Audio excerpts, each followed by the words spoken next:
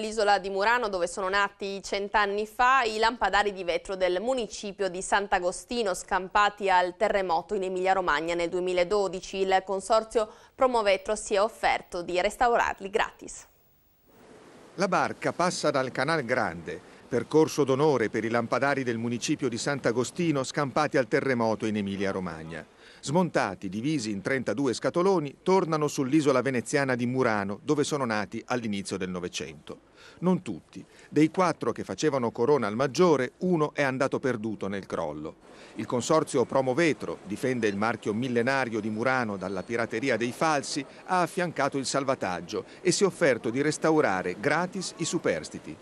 Vedersi davanti questo palazzo enorme con uno squarcio terribile in cui penzolava proprio nel vuoto questo lampadario, sinceramente. Prima ci hanno dato qualche indicazione, quando via via capivano l'importanza del lampadario che dovevamo andare a estrarre, hanno detto: signora, non si preoccupi, veniamo giù noi. Era il 4 giugno 2012 quando sotto il diluvio i vigili del fuoco di Ferrara riuscirono a staccare i lampadari. Il più grande pesa 4 quintali e alto 5 metri. Le immagini del fragile colosso che esce dalla breccia nel palazzo pericolante hanno girato il globo.